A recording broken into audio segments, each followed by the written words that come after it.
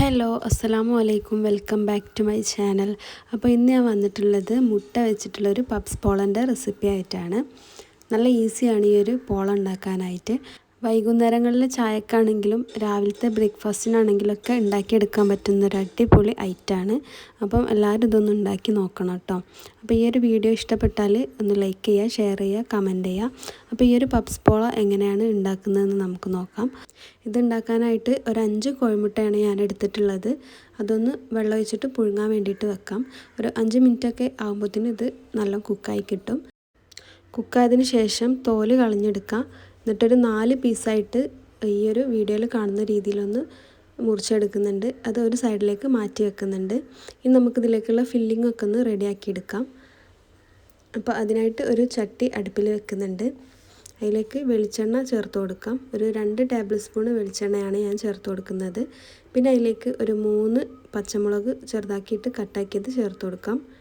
പിന്നെ അതിലേക്കൊരു 1/2 ടീസ്പൂൺ ഇഞ്ചി പേസ്റ്റ് ചേർത്ത് കൊടുക്കാം. പിന്നെ ഒരു 1/2 ടീസ്പൂൺ വെളുത്തുള്ളിൻ്റെ പേസ്റ്റും കൂടി ചേർത്ത് കൊടുക്കുന്നുണ്ട്.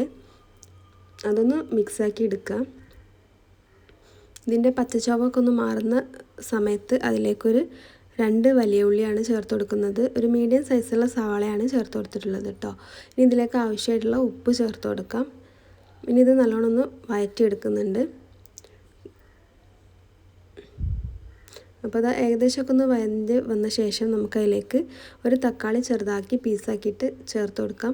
അതിനുള്ളിലുള്ള സീഡ്സൊക്കെ ഒഴിവാക്കിയതിന് ശേഷമാണ് ഞാനിത് ചെറുതാക്കി കട്ടാക്കിയിട്ട് ചേർത്ത് കൊടുത്തിട്ടുള്ളത്. ഇനി അതിലേക്കൊരു 1/4 ടീസ്പൂൺ മഞ്ഞൾപ്പൊടി ചേർത്ത് കൊടുക്കാം. ഇനി ഒരു 1/2 ടീസ്പൂൺ മല്ലിപ്പൊടി ചേർത്ത് കൊടുക്കുക. 1/2 ടീസ്പൂൺ കുരുമുളക് പൊടി ചേർത്ത് കൊടുക്കുക. പിന്നെ 1 ടീസ്പൂൺ ചിക്കൻ മസാല ചേർത്ത് കൊടുക്കുക കേട്ടോ. അപ്പോൾ ഈ ചിക്കൻ മസാല ഇടുന്ന വീഡിയോ മിസ്സായി പോയിട്ടുണ്ട്.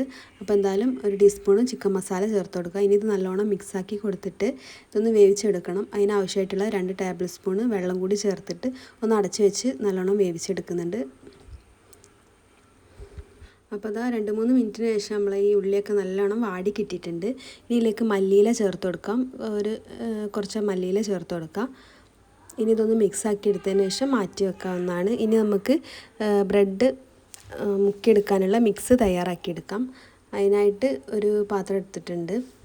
അതിലേക്ക് ഒരു 4 കോഴിമുട്ടയാണ് ചേർത്ത് കൊടുക്കുന്നത്. ഇനി ഇതിലേക്ക് ആവശ്യമായിട്ടുള്ള ഉപ്പ് ചേർത്ത് കൊടുക്കുക. 1/2 ടീസ്പൂൺ ഉപ്പാണ് ചേർത്ത് കൊടുക്കേണ്ടത്.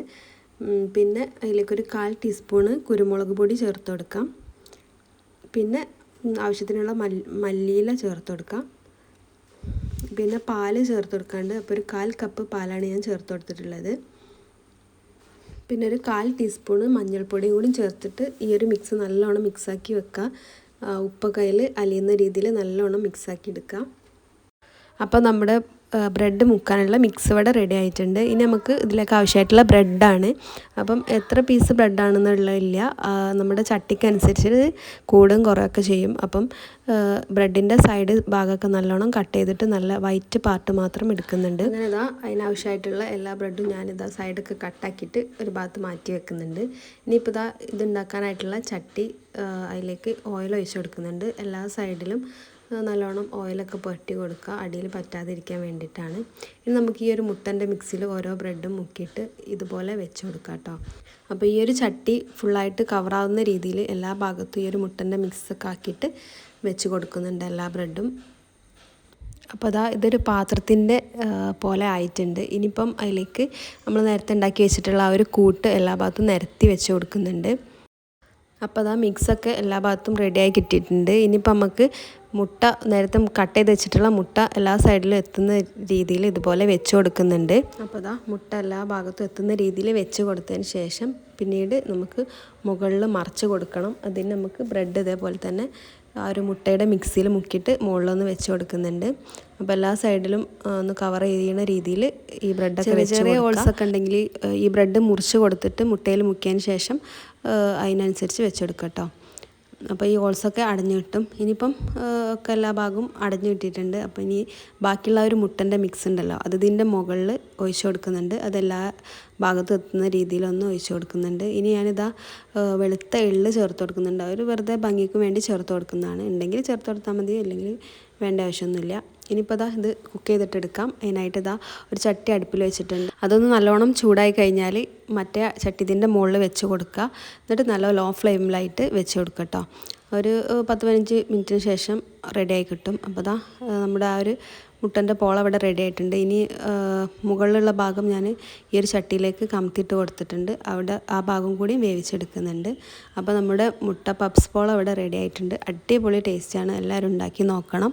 മുട്ടയും ബ്രെഡൊക്കെ ഉള്ളപ്പം അടിപൊളിയായിട്ട് ഉണ്ടാക്കാൻ പറ്റുന്ന ഒരു അടിപൊളി സ്നാക്കായിട്ടോ നമുക്ക് ഡിന്നറായിട്ട് വരെ വേണമെങ്കിൽ ഇത് കഴിക്കാവുന്നതാണ്. അപ്പോൾ ഇന്നത്തെ എൻ്റെ ഈ ഒരു വീഡിയോ എല്ലാവർക്കും ഇഷ്ടപ്പെട്ടാൽ ലൈക്ക് ചെയ്യുക, ഷെയർ ചെയ്യുക, കമൻറ്റ് ചെയ്യുക.